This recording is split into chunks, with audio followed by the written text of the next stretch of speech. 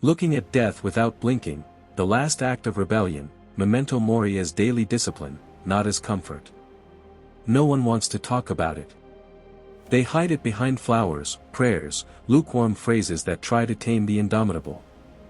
They turn it into a metaphor so that we don't have to look at it for what it is, the only certainty that breathes with you from the first second. You're going to die. It is not a threat. This is not a dramatic exaggeration.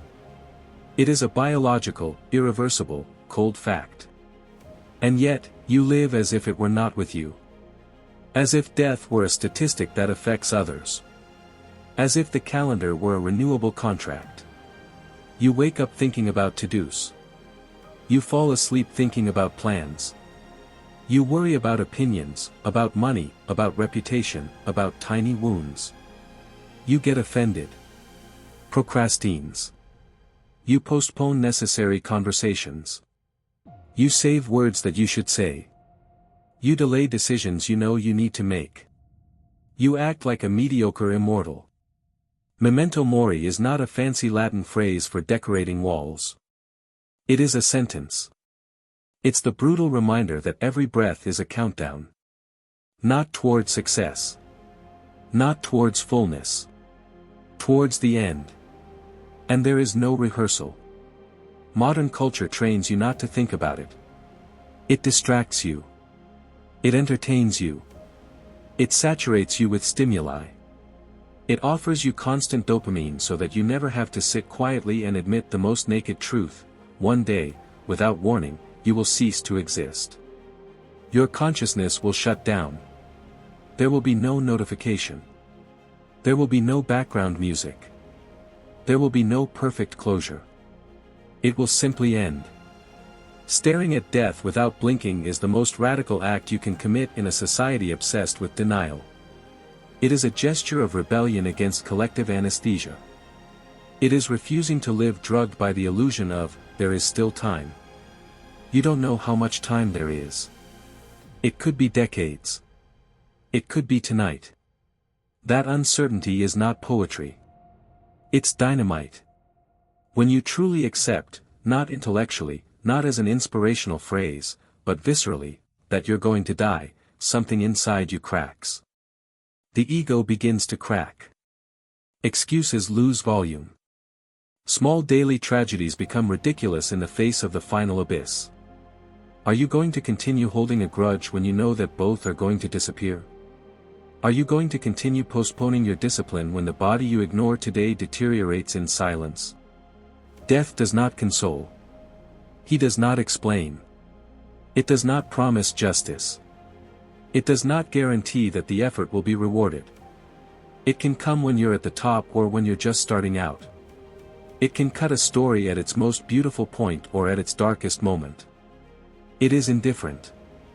And therein lies its power. Memento mori as a daily discipline is not repeating, I'm going to die, to feel deep. It is to use that truth like a hammer that pulverizes the superfluous. It is waking up every morning knowing that the day is not guaranteed and asking yourself, crudely, if this were the last, am I living with dignity or with cowardice? It is not about living in fear. It's about living accurately. When you look death in the face, without blinking, something changes in your attitude to life. Decisions cease to be emotional whims and become definitive acts. Words weigh more. Time becomes sacred. The body ceases to be an accessory and becomes a limited instrument. You begin to notice the fragility of everything, aging skin, parents hunching their backs, friends disappearing without warning, dreams that can go unfinished. And instead of sinking, you sharpen. Because if everything is finite, then each act has a sharper edge. To look at death without blinking is to understand that you are not special in the universe. You are not indispensable. The world will continue to turn when you are gone. Talks will continue. Traffic will advance. The sun will rise over cities that no longer contain you. You're a brief spark. And that brevity is not tragedy. It is urgent. The ultimate act of rebellion is not defying the system or shouting against fate. It is to live with full awareness of the end and still choose virtue. Choose the discipline. Choosing integrity when it would be easier to distract you. Choosing courage when you could take refuge in excuses. Because whoever accepts his death can no longer be manipulated with the promise of eternal security. He no longer kneels in the face of empty threats. He no longer trades his character for convenience. It no longer wastes hours as if they were infinite. He has understood that every day is an opportunity that will never be repeated. Memento Mori does not give you spiritual comfort. It gives you brutal responsibility. It forces you to assume that life isn't a dress rehearsal. That there will be no extended version. That there is no reset button. There is only this moment. And the certainty that it will end. To look at death without blinking is to accept that the end is not optional, but the way you get to it is. You can crawl in, full of regrets, begging for extra time. Or you can come in firm, knowing that you lived awake, aware of the abyss, without hiding behind distractions. This is not an invitation to sadness. It is an invitation to ruthless lucidity. Because when you stop running away from death, you stop running away from life. And only then, in that brutal and inconsolable acceptance, does true rebellion begin. Staring at death without blinking, the last act of rebellion. Memento died as daily discipline, not as consolation. Stop for a moment. Feel your pulse. That rhythmic thump vibrating in your neck is not a victory song. It is a drum of war marking the inevitable advance towards your demise. Each heartbeat is a coin that does not come back. Each breath is a contract that is shortened. You're not accumulating life. You're consuming it. And yet you act as if the ending is negotiable. You behave as if death were a distant anecdote, a shadow that haunts hospitals and wet roads, but not your room, not your bed, not your name. You pronounce it in the third person. You dress it up as a metaphor. You soften it with comfortable spirituality. You tell yourself that there is still time. There is always time. But time is not a promise. It is an open wound that bleeds forward. You're going to die. It is not a philosophical concept. It is not a literary device. It is a physical certainty that is already inscribed in your cells. Your body is aging right now as you read these words. Your organs work under an invisible clock. Your bones carry a date that you do not know but that already exists. And the most brutal thing is not that you will die. You don't know when. That ignorance should set you on fire inside. It should make every day unbearable to waste. But no. Most choose anesthesia. Choose to distract yourself. Choose to fill the hours with noise so you don't hear the echo of the end approaching. Memento Mori is no consolation. It's not a fancy Latin phrase for tattooing and feeling deep. It is a cruel discipline. It's the conscious act of reminding yourself, every day, that everything you love can disappear. That everything you are will be interrupted. That each plan can remain unfinished. Remembering death is not depressing. It's devastatingly lucid. When you look at it from the front, without blinking, your life is naked.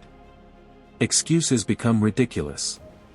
Procrastination is revealed as cowardice. Resentment feels childish. The need for approval is exposed as an absurd plea in the face of the abyss. What is the point of pretending when you know that the curtain will fall without warning? Staring at death without blinking is an act of rebellion because the whole world conspires for you not to. They offer you endless distractions. They sell you eternal youth. They promise you glorious futures. They train you to think in decades, not fragility.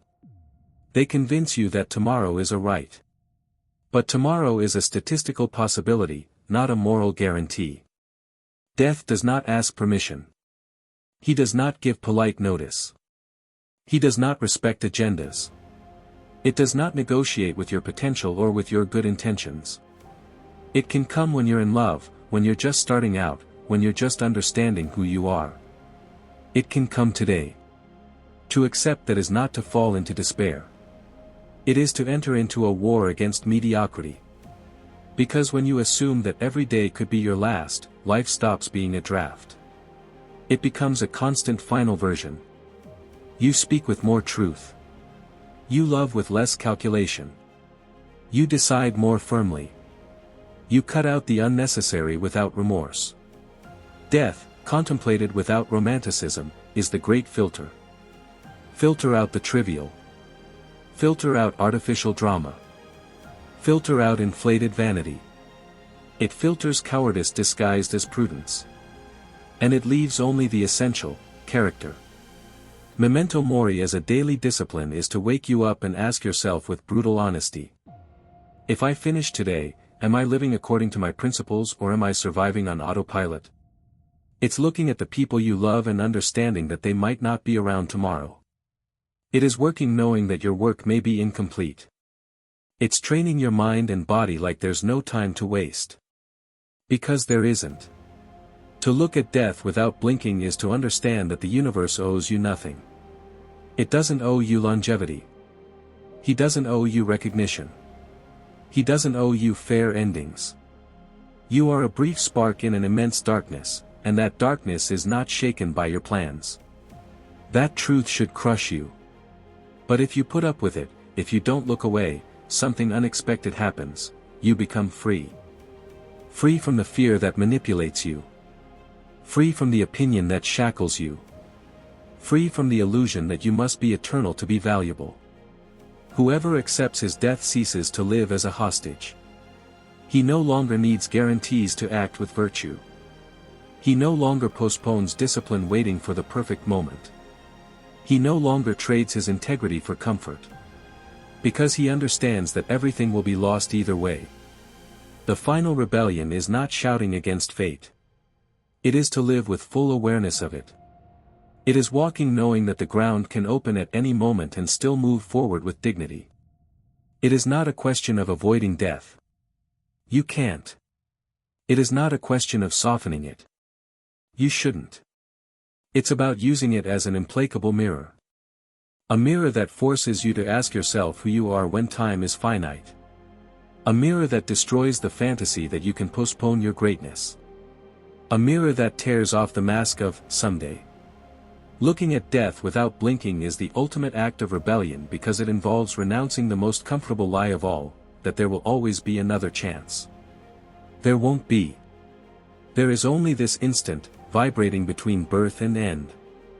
And how you walk through it, with courage or with evasion, is the only thing that truly belongs to you before it disappears. The first blow, the illusion that you have time. You're not going to achieve everything you dream of. Not because you can't. But because you're going to die. That's where it all begins. Not with motivation. Not with hope. With a clean fracture at the center of your most comfortable fantasy, that you have unlimited time to become who you say you want to be. You don't have it.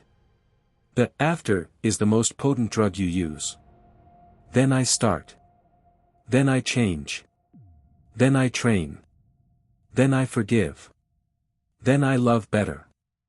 Then I take a risk. Then I dare. Then I live. That after is a fancy lie that allows you to sleep peacefully while your life slips like sand through your fingers.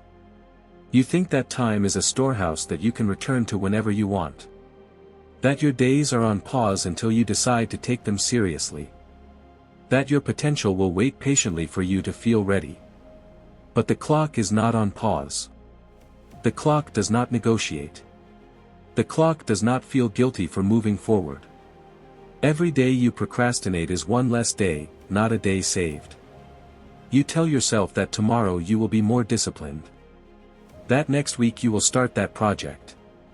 That next year you will dare to give up what withers you. And in the meantime, the body ages in silence. Opportunities disintegrate. Relations cool. Energy is eroded. It's not dramatic. He is mechanical.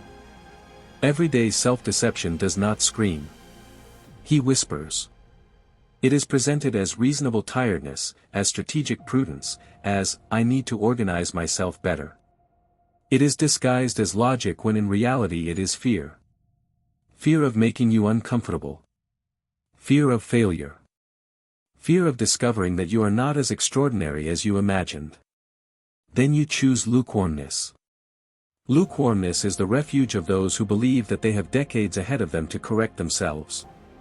It is the space where ambition slowly dies without anyone noticing. It is not a spectacular collapse.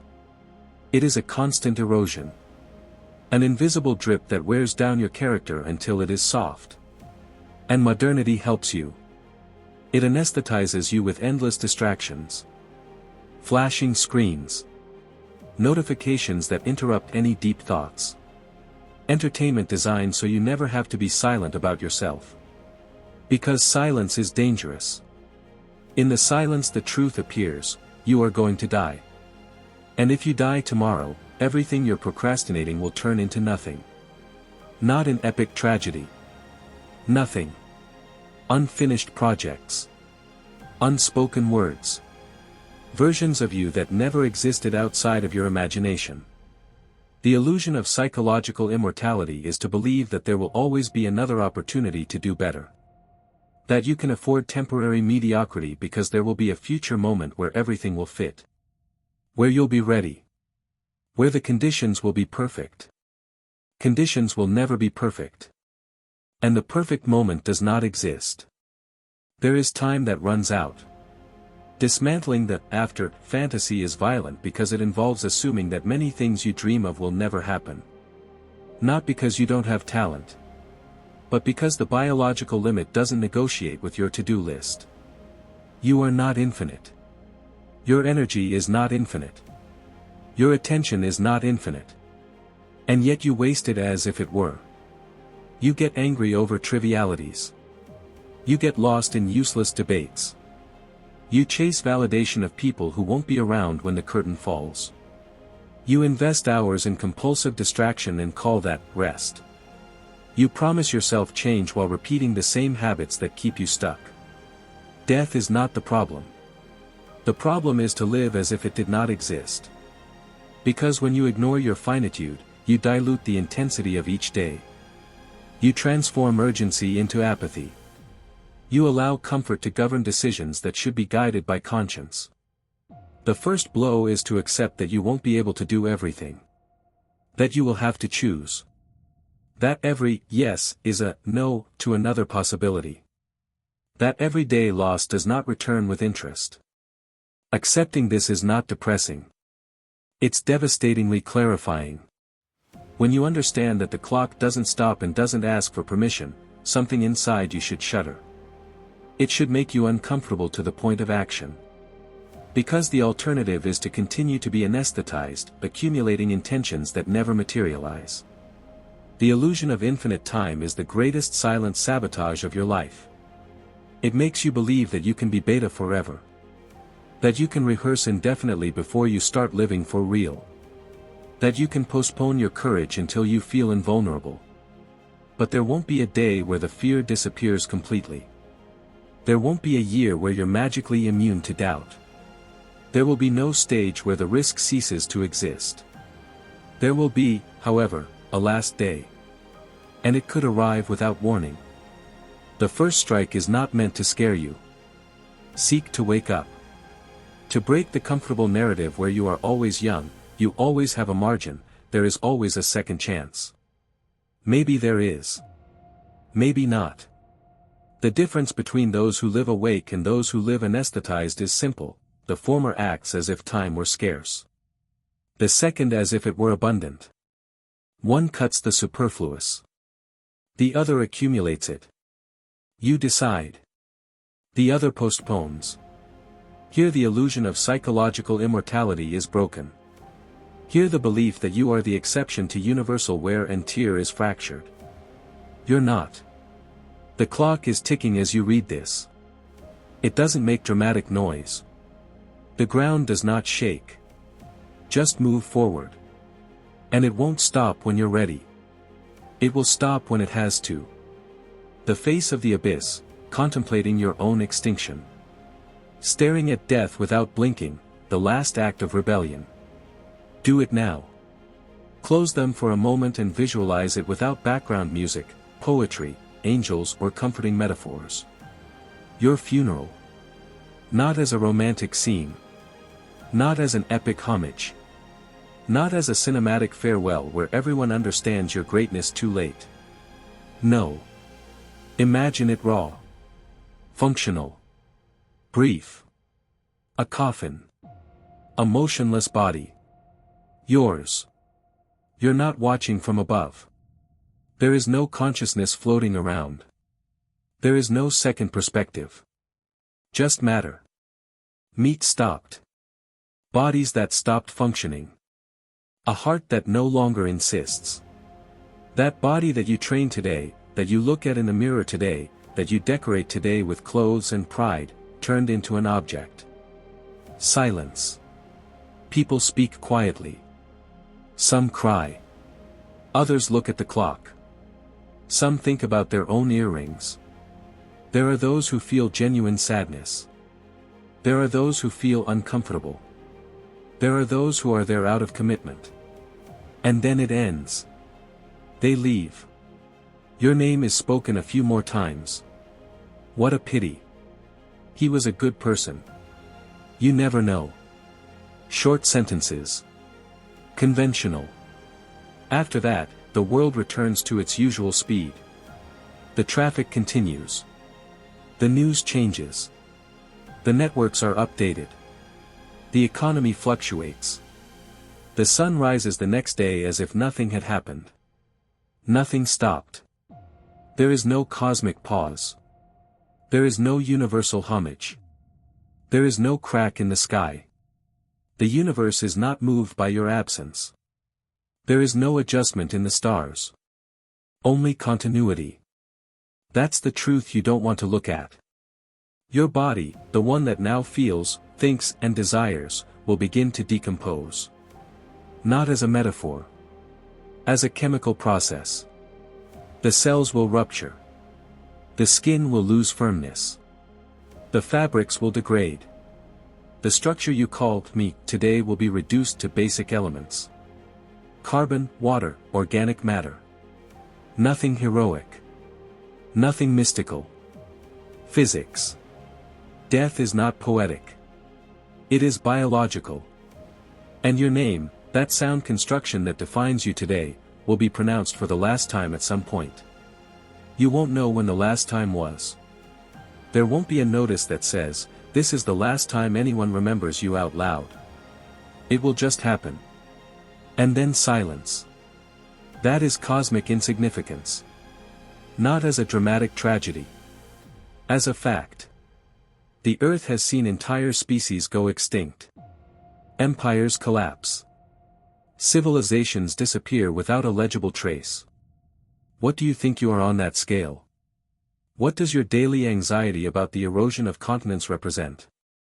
You are a momentary spark in a universe that does not need your permanence. To look at that without blinking is the most brutal act of honesty. Not to fall into nihilism. Not to despair. But to destroy the illusion of centrality. The fantasy that the world is calibrated to your importance. It is not. Your death will not be a cosmic event. It will be a local event. And then, the movement will continue.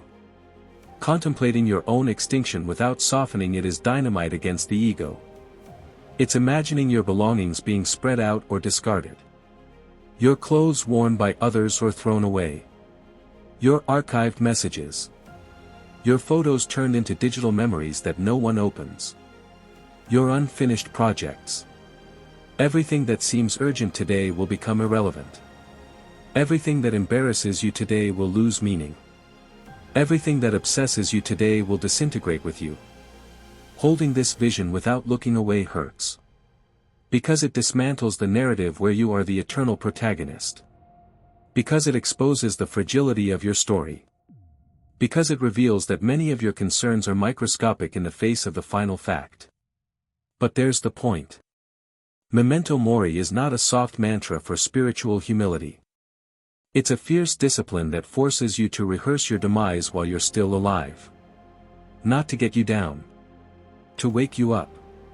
When you accept that your body will be inert matter, you begin to respect it more. When you accept that your name will be forgotten, you begin to act with more integrity. When you accept that the world will go on without you, you stop demanding guarantees. Death is not the enemy. It is the limit. And limits define value. Without limit, time would be infinite and therefore useless. Without an end, every action would lack urgency. Without disappearance, there would be no intensity. What hurts is not that life ends. It's just that you'd rather not think about it while you're wasting the present. This chapter offers no consolation. It does not promise transcendence. He does not assure that something better awaits you. He does not sweeten extinction with convenient spirituality. He just puts you in front of the abyss and says, look at it. Watch it until the denial is broken. Watch it until comfort shakes. Watch it until you understand that every day you waste is one less before it becomes a memory. Rebellion is not about avoiding death. It is living knowing that it will come. Contemplating your own extinction is not a morbid exercise. It is an act of extreme clarity. It is accepting that you are not eternal, that you are not indispensable, that you are not the center of the universe, and still decide to act with dignity while you exist. That is the real challenge. Do not look away. Do not seek anesthesia. Do not invent consolations. To hold the face of the abyss without blinking. Because only when you accept your end can you begin, for the first time, to live with full awareness that everything you do happens under the shadow of the last heartbeat. And that shadow doesn't crush you. It sharpens you. The collapse of the ego, nothing belongs to you. Staring at death without blinking, the last act of rebellion. Look at it without softening it, nothing you call mine will survive your last heartbeat. Nothing. Nor your achievements. Nor your titles. Not even your house. Or your name written on documents. Nor the victories that you exhibit today as invisible medals. Everything will be torn from your hands with the same coldness with which a wind blows out a candle. And you won't be able to negotiate. The ego whispers to you that you are building something permanent. That you're accumulating meaning. That you are leaving a mark. He promises that your effort will make you unforgettable. It convinces you that recognition is a form of immortality. But the ego does not seek truth.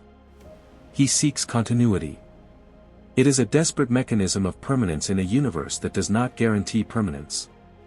Your achievements will disappear. Not because they are worthless now, but because time erodes everything. The companies you dominate today will change hands. The projects that obsess you today will be replaced by others. Your prizes will be left in dusty display cases or forgotten boxes. Even if you achieve fame, even if your name is engraved in stone, the day will come when that stone cracks.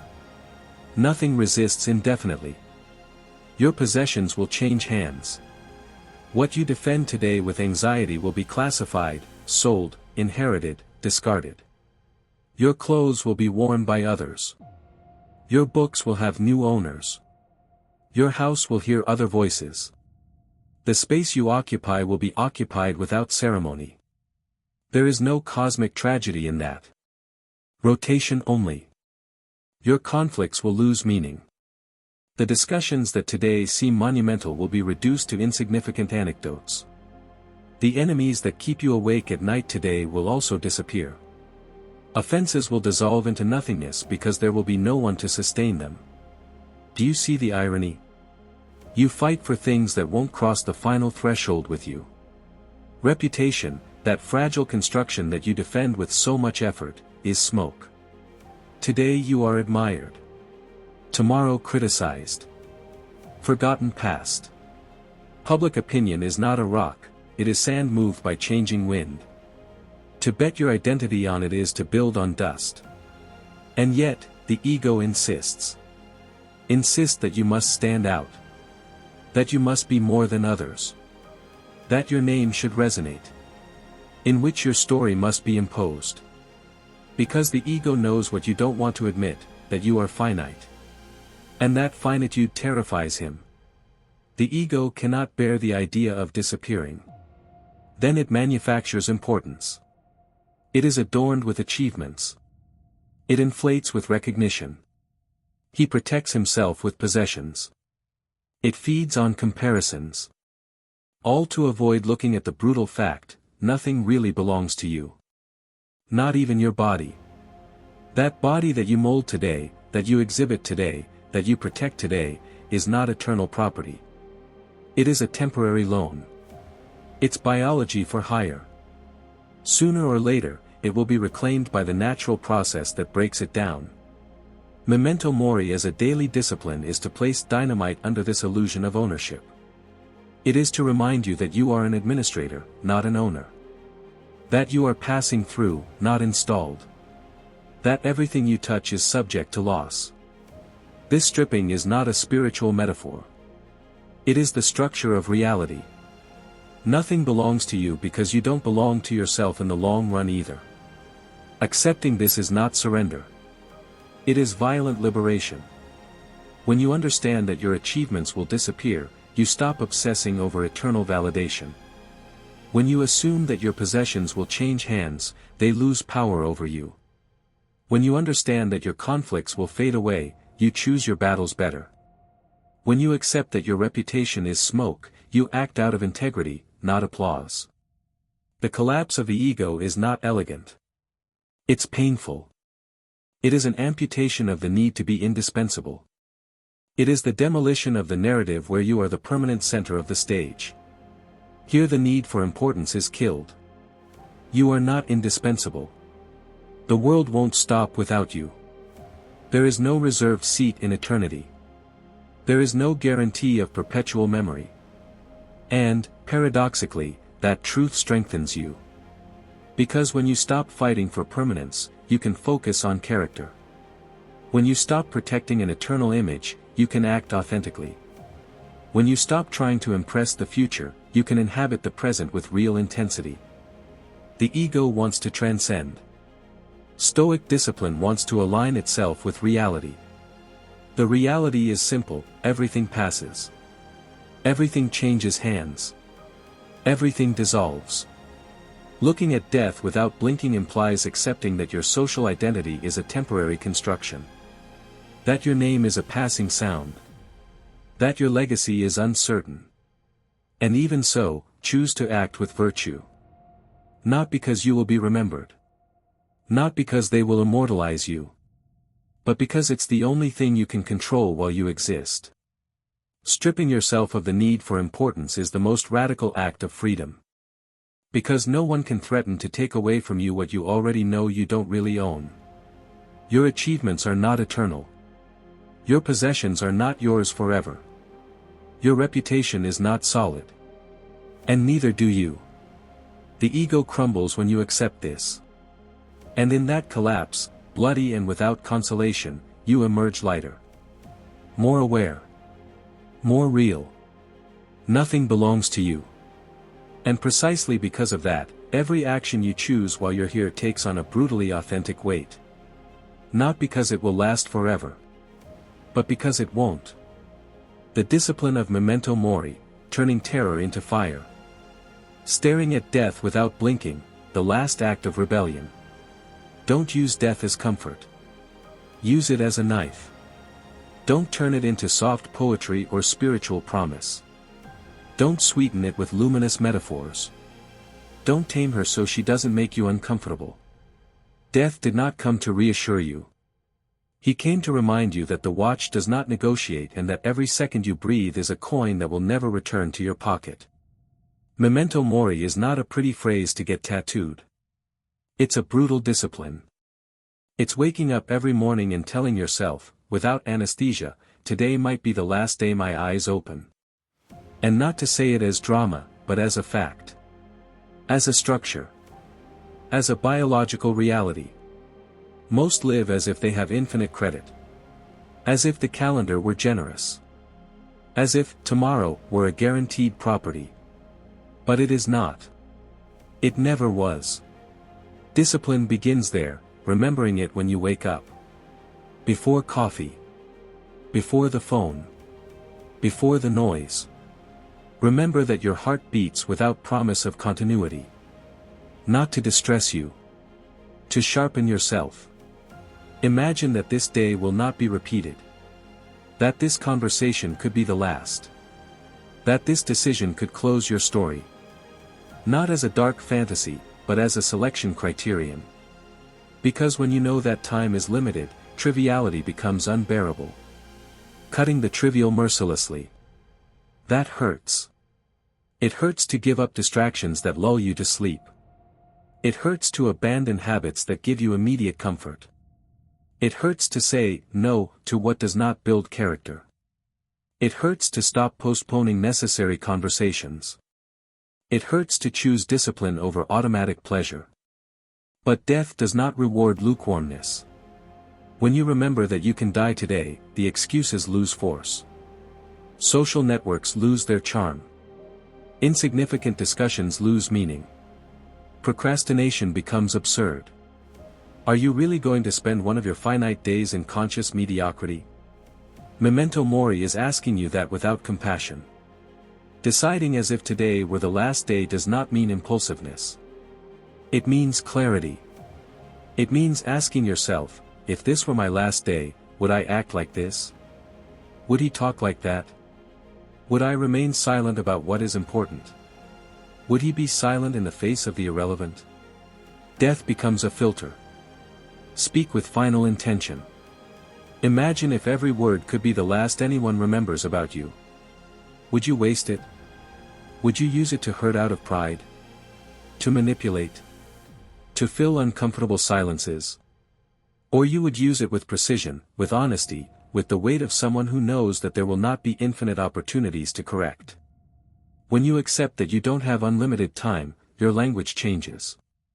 He becomes more sober. More direct. More true. To act without postponing virtue. That is the core. Most postpone their best version. When I have more time. When I'm most ready. When the conditions are perfect. But death doesn't wait for you to be ready. He doesn't check your schedule. It doesn't fit your calendar. If you're going to be brave, be it now. If you're going to ask for forgiveness, do it now. If you're going to love with integrity, do it now. If you're going to discipline yourself, start now. Because the after is a bet that you could lose without warning. To turn terror into fire is to stop running away from the thought of your extinction and use it as fuel. It is transforming anxiety into conscious intensity. It is allowing the certainty of your end to remove the superficiality from your life. Death ceases to be a threat when you face it on a daily basis. When you look at her every morning, she can no longer surprise you with the same psychological brutality. He is no longer a monster hidden in the dark. It is a constant presence that watches you work, choose, talk. And that presence forces you to raise your standard. Not because you want to be remembered. But because you know that time is scarce. This discipline is not comfortable. It is abrasive. It takes away excuses. It forces you to see how much of your day is waste. It confronts you with the question that most avoid: if you died soon, would you be satisfied with the way you're living now? Not with your plans. Not with your intentions. With your current actions. Death as a criterion. If an action does not resist the filter of finitude, perhaps it is not worth your energy. If a worry wouldn't have weighed on your final bed, maybe it shouldn't dominate your mind today. If an ambition isn't aligned with virtue and character, is it worth sacrificing one of your limited days for it? Memento Mori no busca consolart. Demand search. Demand coherence from you. Demand courage from you. Demand absolute presence from you. Every sunrise is an opportunity that is not guaranteed. Every evening is a potential closure. Living with that awareness doesn't make you dark, makes you accurate. It makes you intentional. It makes you fierce with your time. The initial terror, that feeling of emptiness when you realize you're going to disappear, can paralyze you. Or it can set you on fire. It can sink you into nihilism. Or it can push you to live with an intensity that comfort would never give you. That is the choice. Looking at death without blinking is not a dramatic gesture. It's a daily workout. It's turning the most uncomfortable thought into your most honest ally. It is to allow the certainty of your end to eliminate the superfluous and leave only the essential. Death is not your enemy. It is the boundary that shapes your character. And when you accept it as a discipline, when you remember it every day, when you use it as a filter and not as a consolation, it ceases to be a shadow and becomes fire. A fire that burns triviality. That melts procrastination. That incinerates cowardice. And it forces you, mercilessly and without excuses, to live as if this day were the only one you truly possess. Because, deep down, it is. The supreme rebellion, living without guarantees. Staring at death without blinking, the last act of rebellion. There is a prison that has no visible bars. It is not made of iron, but of fear. It is not guarded by guards, but by promises. Security promises. Of stability. Of approval. Of permanence. Most people live negotiating with the illusion that, if they behave well, if they don't bother too much, if they don't risk too much, if they don't get out of line, life will grant them guarantees. But life does not sign contracts. And death does not respect agreements. Accepting that is not depressing. It's explosive. Because when you understand, viscerally and definitively, that you are going to die, without a date, without warning, without special conditions, something breaks inside you. Dependency is broken. The desperate need for approval is broken. The obsession with security is broken. And in that fracture something dangerous is born. The individual who can no longer be manipulated. Whoever accepts his death ceases to be a hostage. What are you going to threaten him with? Lose his reputation? You already know that it will disappear. He already knows that time will erase victories and defeats. He already knows that everyone will leave, including him. The one who has made peace with his end has looked at the worst possible scenario and said, it is inevitable. And in that recognition it becomes immune to small threats. Manipulation needs fear. And fear needs attachment. Attachment to the image. Attachment to status. Attachment to approval. Attachment to the illusion of control. But when you assume that all of that will be ripped away sooner or later, the power of those who try to control you weakens. They can't offer you eternity. They can't promise you invulnerability. They can't protect you from the end. So what's left? Raw freedom. Fear loses power. It doesn't disappear completely, you're still human, but it loses its absolute dominance. It doesn't decide for you anymore. It no longer paralyzes you with the same intensity. Because you have contemplated the worst possible loss, your own existence. And you're still here. You keep breathing. You keep choosing. The rejection loses strength. What is a negative opinion of the certainty of your death? What is public criticism compared to the total disintegration of your body and your name? Social judgment becomes minor noise when you place it in the context of finitude. Shame becomes insignificant. You've embarrassed yourself for speaking differently. For thinking differently. For not fitting in. For failing. But when you remember that your story has an expiration date, the shame loses its drama. You're not going to be here forever enduring that discomfort. Nor do those who judge you. Time reduces everything. So why allow passing emotions to dictate permanent decisions? Memento Mori as a daily discipline does not make you cold. It makes you bold. It forces you to act consistently because you know that every day could be the last scenario in which you have a chance to be authentic. Authenticity ceases to be an emotional luxury and becomes an act of war. War against mediocrity. Against conformity. Against the fear of making people uncomfortable. Against the pathological need to please. Living without guarantees means ceasing to wait for perfect conditions to act truthfully. It means speaking when you know you should speak. It means to be silent when the noise is undignified. It means choosing integrity even if there is no applause at the end. Because there is no guaranteed happy ending. There is only an end.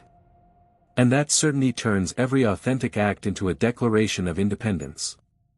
The indomitable individual is not the one who does not feel fear. He is the one who has seen his own death on the horizon and has decided that he will not live in a shrunken state before he arrives. He is the one who understands that absolute security is a myth and that the only real stability is character. When you accept that there are no guarantees, you stop expecting bailouts. You stop waiting for validations. You stop waiting for the perfect moment. You act now, with what you have, under the conditions that exist. That is supreme rebellion. Not against governments. Not against systems. But against the illusion that you need permission to be who you are. Death makes you equal with everyone. It undresses you. It takes away titles, possessions, followers, influence. And when you internalize that radical equality, you lose the obsession with competing for ghosts. You don't need to prove as much anymore. You don't need to impress as much anymore. You don't need to hide as much anymore. Because you know it's all going to end. And in that brutal certainty the most dangerous form of freedom is born, that of those who do not expect guarantees to live fully. That of the one who understands that fear is an emotion, not a master. That of the one who knows that rejection is temporary, but cowardice can haunt you until your last breath. Looking at death without blinking is not a dramatic gesture. It is a training that disarms and rearms you. It takes away the illusions of eternal protection and gives you something rawer, the ability to decide without depending on the result. No guarantees. No promises. Without metaphysical insurance. Only conscious action in a limited time. Here the indomitable individual is born. Not because I'm going to live forever. But because he no longer lives as if he needs to. The last blink, prepare for the end without pleading. Staring at death without blinking, the last act of rebellion.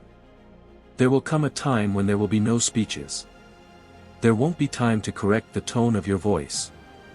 There will be no room to rewrite your story. There will be no postponements. Just a weakening body. A heart rhythm that becomes irregular. An air that enters with difficulty. And a consciousness that, if trained, will know exactly where it is. That's the last blink. Most live as if that moment were not real. As if it were a distant scene reserved for others. As if the end always belonged to an anonymous statistic. But no. It has your name on it. Preparing for the end is not obsessing over death. It is to rehearse dignity. It is to look at the most inevitable moment of your biography and ask yourself, how do I want to be when there are no other options? Mentally rehearse the last breath. Not as melodrama. As a discipline. Imagining your body lying down, energy running out, mind losing clarity. Visualize the instant when you know there will be no tomorrow. To feel the weight of everything that was and what was not. And in that essay, ask yourself, will there be panic or will there be lucidity? For he who never thought of dying will be surprised. And the surprised man begs. He begs for minutes. He begs for days. He begs for an extension that was never promised. But death does not negotiate. He never did. He does not accept bribes of late repentance. He is not moved by unfinished projects. He is not impressed with 5-year plans. It comes when it comes. And there the truth is revealed, how you live determines how you die. If you lived procrastinating, you will beg for time. If you lived on the run, you will tremble. If you lived anesthetized, you will wake up with terror. But if you lived consciously, if every day you remembered that the end was part of the contract, the last moment will not be an ambush. It will be a well-known date. Not negotiating with destiny. That's brutal. It means not screaming at the universe that it owes you more. Not claiming injustice because the clock stopped too soon. Not measuring your end against that of others. Do not compare it. Do not demand symmetry. Death does not operate under your criteria of equity. There are those who will leave young. There are those who will leave late. There are those who will suffer more. There are those who will hardly feel the traffic. There is no guaranteed balance. Accepting that now, when you're still breathing heavily, is the only way to not break down when the time comes. Do not cry for overtime. The desire to live is natural. Clinging is human. But begging is not dignified. To implore as if the universe had made a special promise to you is to deny the very fabric of existence. From the first beat, the clock was ticking. You were not fooled. They didn't betray you. They didn't owe you immortality. The discipline of Memento Mori trains you to understand this without anger. Do not beg for cosmic justice. That's another illusion that collapses in the end. The idea that everything should go well. That if you were good enough, you would receive a kind outcome. That suffering should be compensated with extension. The cosmos does not sign personalized moral contracts. He doesn't owe you explanations. It doesn't owe you balance. It doesn't owe you narrative coherence. To expect cosmic justice at the last moment is to cling to a story that was never a guarantee. The final dignity is born when you let go of that expectation. When you understand that value is not in how long you lasted, but in how you were while you lasted. To die as it was lived, conscious. That is the devastating core. If every morning you remembered that you were finite, the last dawn will not be a scandal. If each decision was made under the criterion that time is limited, there will be no unbearable unfinished business. If you spoke with intent, acted with integrity, and cut out the trivial mercilessly, the final inventory will not be torture. It won't be perfect. But it will be yours. The last blink of an eye is not a heroic spectacle. It's not an epic scene with music in the background. It's intimate. It's raw. It's quiet. And in that silence only your character remains. Not your titles. Not your followers. Not your possessions. Your character. There it is revealed whether you were a slave to fear or if you turned it into fire. If you lived begging for assurances or accepting uncertainty. If you looked at death out of the corner of your eye or if you looked at it without blinking. Preparing for the end without pleading is the highest form of rebellion. Because the whole system, social, cultural, psychological, trains you to avoid thinking about your end. It distracts you. It makes you sleepy. It promises you longevity as if it were an acquired right. It sells you eternal youth in installments. But you choose not to buy that lie. You choose to train yourself for the moment when everything stops. Not to control death. But so as not to be surprised by it. That is the brutal closure. It is not about avoiding death. It is not about buying time. It is not a question of finding metaphysical consolation to cushion the blow. It's all about being ready. Ready for the last breath. Ready for silence. Ready for the final flash. When it comes, there will be no room for elaborate internal speeches. There will only be a fraction of consciousness acknowledging, this is it. And in that recognition there can be terror, or there may be firmness. Firmness is not born at that moment. It is grown now. Every time you remember that you're going to die. Every time you choose virtue over comfort. Every time you act like this day could be your last. You're training. The last blink of an eye is not the enemy. It is the final test of coherence. It is not a question of avoiding death. It's about not living like you're never going to die, and not die as if you had never lived consciously. Staring at death without blinking, the last act of rebellion. Memento Mori as a daily discipline, not as a consolation. There's a truth that accompanies you from the first second you breathed, and yet you push it out of your mind like an intruder. You're going to die. It is not a metaphor. It is not decorative philosophy. It is not an abstract concept for intellectual debates. It is a biological fact that advances with you, silent, constant, invincible. And yet, you live as if you were the exception. You behave as if your story has special clauses.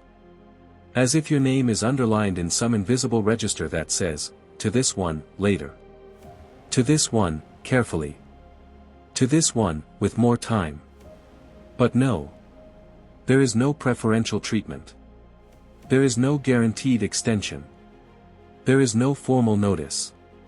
To look at death without blinking is to destroy that fantasy with your own hands. It's denying you cheap comfort. It's rejecting the comfortable spiritualization that turns death into a smooth transition designed to calm your fear. No. Death is rupture. It's cut. It is an absolute limit. And precisely for this reason, it is the most honest criterion you have. Memento Mori is not a phrase to relieve anxiety.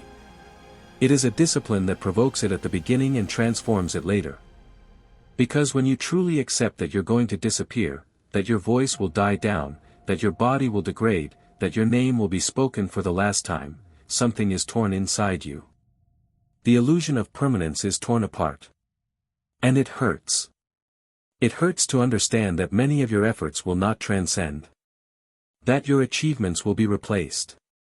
That your conflicts will become irrelevant. That your possessions will change hands. That even the people who today swear not to forget you, will one day also leave. The world will go on. Without pause. Without ceremony. No visible void in the fabric of the universe. That cosmic indifference is brutal. He doesn't hate you. He doesn't love you. He doesn't owe you memory. Just keep going. And you, within that impersonal movement, have a finite margin of consciousness. That's it. To look at death without blinking means to accept that insignificance without dramatizing it and without denying it. It means abandoning the childish need for everything to have a transcendental meaning to be valuable. Your life is not valuable because it is eternal. It is valuable because it is limited. Therein lies the paradox that burns. If you were immortal, there would be no urgency. There would be no moral pressure. There would be no real intensity. You could put it all off infinitely. You could put off the courage. You could delay honesty. You could defer love. There would always be after. But there isn't. And that absence of after is the edge that forces you to choose. Every day you wake up is a reduction in balance. You don't add time, you consume it. You do not accumulate existence, you spend it. Every conversation could be your last. Each decision could be the final one. Each act could be the closure of your narrative. That is not poetry. It's structure. Most do not want to live with that awareness because it is scary. Because it confronts. Because it disarms excuses. Because it exposes the self-indulgent mediocrity with which you fill hours and days. It's easier to get distracted. It is more comfortable to act as if time is plentiful. It is more pleasant to say, tomorrow I begin. But tomorrow is not bound to come. Memento Mori as a daily discipline is to get up and remember this before the world distracts you. It's asking yourself, if this were my last day, would I be satisfied with how I'm going to use it? Not as a superficial motivational question, but as a severe interrogation. Would you continue to tolerate empty relationships? Would you continue to postpone necessary conversations? Would you continue to hide behind comfort? When you look at death without blinking, triviality becomes unbearable. Insignificant discussions are revealed to be ridiculous. Wounded pride loses weight. The constant comparison loses meaning. Because all that will evaporate. Death is the great equalizer. Reduces titles, eliminates hierarchies, erases prestige. In front of it, the executive and the stranger share the same fate. The admired and the ignored disintegrate in the same way. So what's left? Character. Not what you accumulated. Not what you appeared. Not what you boasted. but how you chose to act while you knew you were going to die. That is rebellion. Not to rebel against death, that is impossible, but to rebel against the denial of it. Against the culture that anesthetizes you.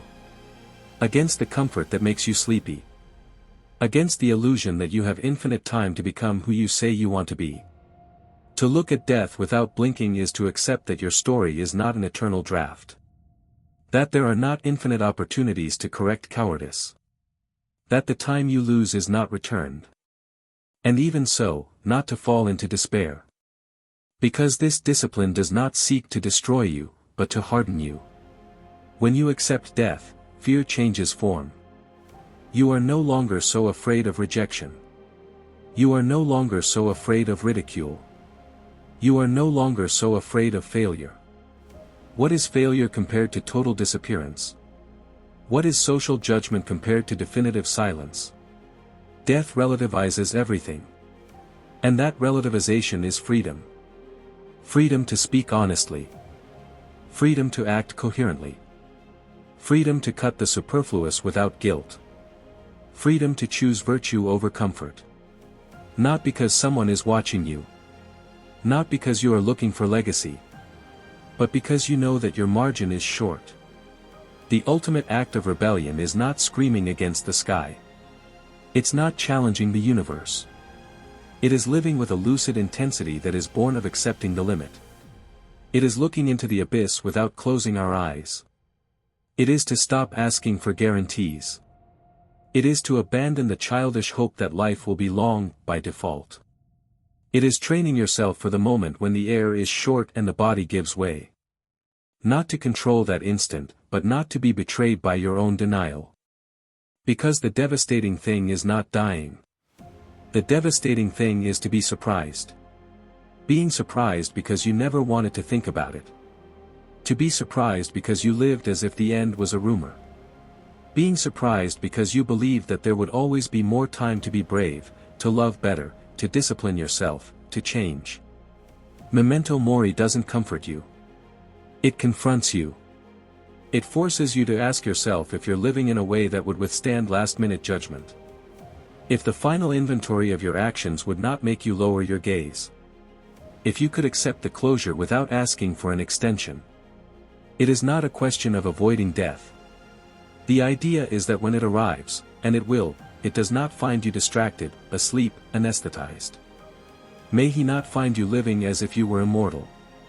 Looking at death without blinking is the crudest act of honesty with yourself. It is to renounce comforting lies and embrace finitude as a stern teacher. It's living knowing that everything will end. And precisely for this reason, do not waste the only thing you really possess, this conscious instant that is consuming itself while you read these words. You have no warranty. You don't have an extension guaranteed. You have no immunity. You have limited time. And the deepest rebellion is not to deny it. It's using it. Hello everyone. If you liked this story, please share it and leave me a comment. Tell me which part caught you the most or what emotions it aroused in you. Don't forget to subscribe to the channel, activate the bell and like it. Your support helps us continue to create exciting and emotional content. What other story themes would you like to see on the channel? Your ideas could inspire our next plot with unexpected twists. Thanks for joining us, see you in the next video.